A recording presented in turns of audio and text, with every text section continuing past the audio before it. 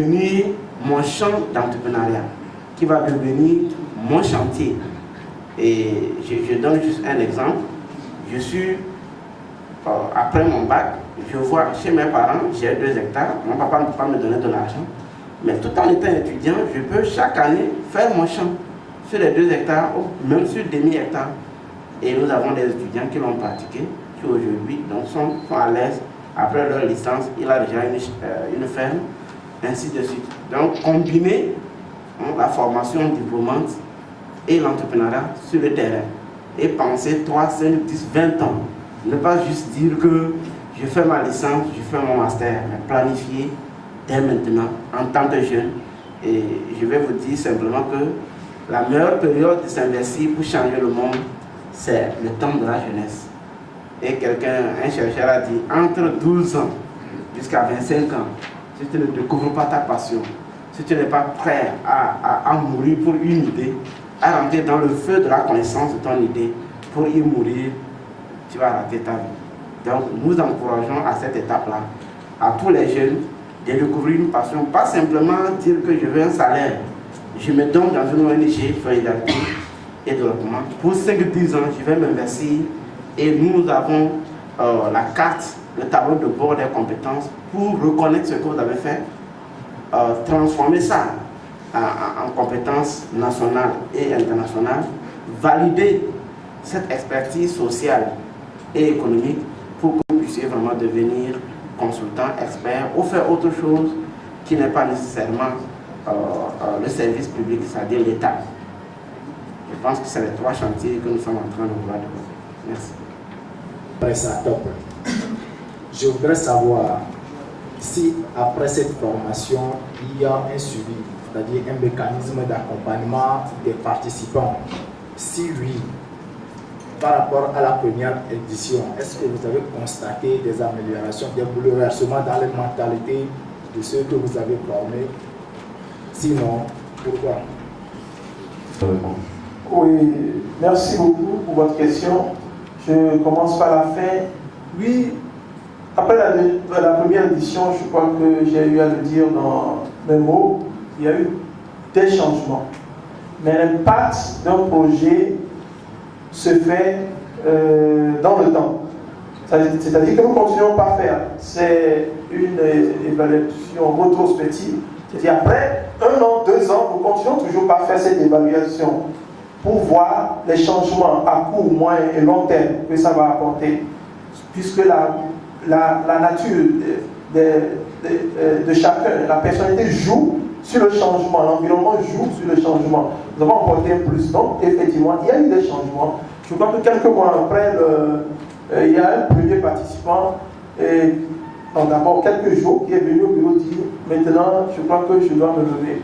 Et quelques jours après, il était dans une structure et puis il a lâché, il a créé une entreprise de prestation de services qui est même partenaire parce que quand il a envoyé son dossier naturellement, il est prestataire pour Solidarité et Développement, qui fait beaucoup de choses. Nous avons apprécié, qui a été recommandé à 2 structures également, et ça marche parce qu'il a un local, une équipe qui travaille avec. En moins d'1 an, je crois qu'il y a eu beaucoup de choses. Et je parlais de projets de ferme, je parlais d'autres projets également. C'est juste une éclosion. C'est-à-dire, ils sont retrouvés dans un environnement où, au cours de la conférence, qui a un peu réveillé en eux ce qui dormait. Et ils se sont réveillés pour poser des actions concrètes dont je viens de parler. Et si nous l'avons su, c'est par rapport au suivi que nous faisons. Donc logiquement, il y a eu du suivi après la première édition. Et ça fait partie également de notre fonctionnement. Nous ne faisons pas, nous disons toujours à ceux qui nous approchent que nous ne faisons pas de la formation pour faire de la formation, mais c'est tout un paquet d'accompagnement. Et ceux qui rentrent dans l'environnement de solidarité devient, c'est une famille, puisque nous créons aussi l'esprit de solidarité. Nous faisons un accompagnement individuel et collectif. Et les gens que nous revoyons à certains rencontres, les gens qui viennent souvent au bureau pour des initiatives personnelles, des initiatives collectives, et nous discutons, nous accompagnons, il y a même des recommandations de part et d'autre, et qui amènent à ce qu'il y ait un changement. Pour résumer, oui, nous faisons du suivi. Après, je ne vais pas étaler de la procédure ou notre dispositif de suivi, mais nous le faisons.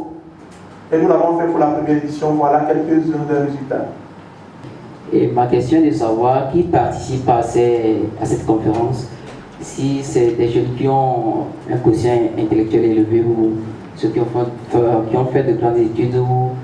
Moi, je veux savoir qui participe et pourquoi ce choix-ci.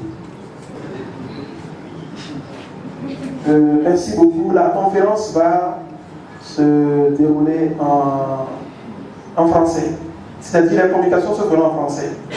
Donc, la condition minimale, non seulement c'est d'être, la cible principale c'est la jeunesse, mais qu'il faut pouvoir avoir une capacité d'audition en français. Vous permettez, j'aime glisser un certain nombre de choses, je vais vous conter une petite histoire avant de compléter la réponse de votre question. Et voici l'histoire. Il se fait que pour un recrutement, peut-être que j'ai déjà conté cette histoire quelque part, il a été demandé, il y a un candidat qui allait pour faire un recrutement.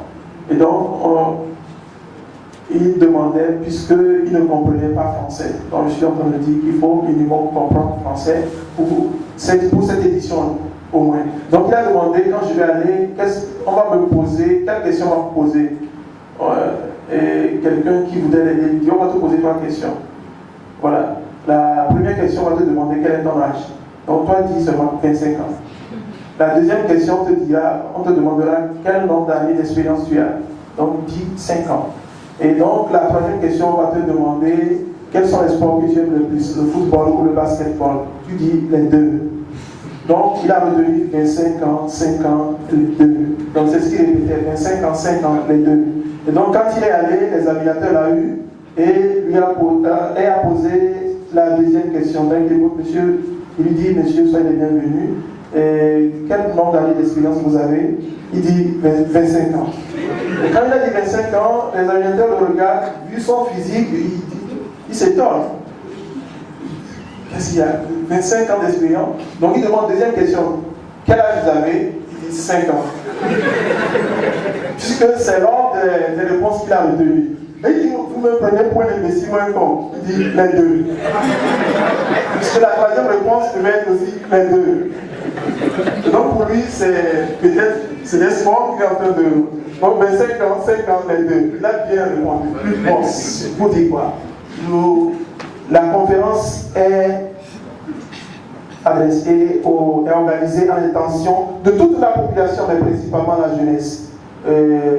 Sous condition que vous puissiez comprendre le français, la communication en français. Puisqu'à terme, nous parlons de développement, la jeunesse impliquée, et ce n'est pas les jeunes qui ont un niveau forcément élevé en termes d'instruction. Tout jeune peut participer s'il peut comprendre la communication en français. Merci.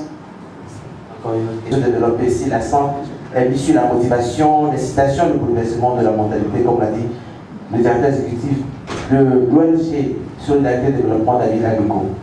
Ainsi arrivé à la fin de cette conférence de lancement de l'Université du Succès qui se tiendra du 15 au 16 août prochain au Palais de Congrès de Lomé. Comme thème, oser pour réussir. Alors, ainsi arrivé, il faut également rappeler, les tickets sont disponibles pour tout achat, les tickets sont disponibles au niveau du siège de l'ONG Solidarité et Développement dans l'immeuble Orabank. En allant à GTA, l'immeuble Orabank, le bureau ou le siège de l'ONG Développement et Solidarité se trouve à ce niveau contre une modique somme de 10 000 francs et vous réussissez pleinement. Alors, ainsi arrivé à la fin de cette cérémonie de lancement officiel de l'Université du Succès.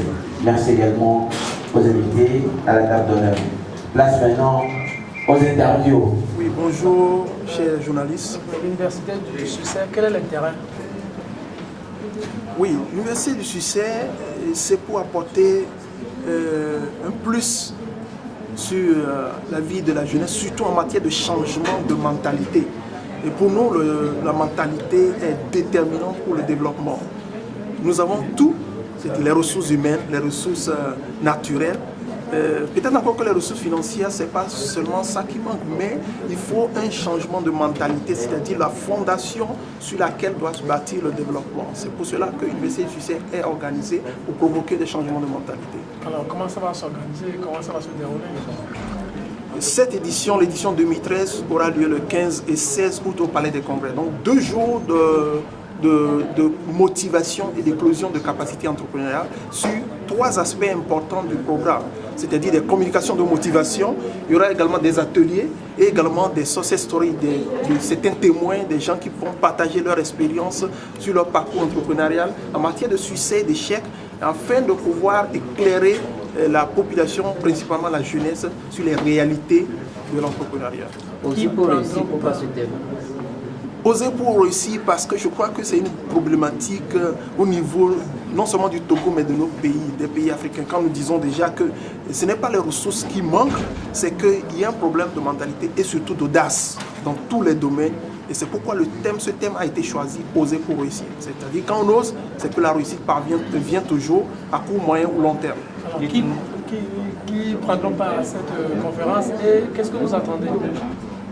La conférence, toute la population invitée, principalement la jeunesse. C'est votre 2e édition. Qu'est-ce qui fera donc la différence? C'est la 2e édition, mais la première édition a été une édition de lancement. Cette édition est toute particulière parce qu'elle commence déjà par annoncer les couleurs internationales, voire panafricaines de cette conférence. Et la particularité, c'est qu'il y a un certain nombre d'aspects qui ont été ajoutés, qui faisaient partie du concept, mais qui n'étaient pas dévoilés l'année passée, dont les ateliers, les success stories. Au finish, qu'attend l'Université du succès à l'endroit des participants? Oui, forcément, nous attendons qu'après, qu'il y ait des changements au niveau de chaque participant et de façon collective pour notre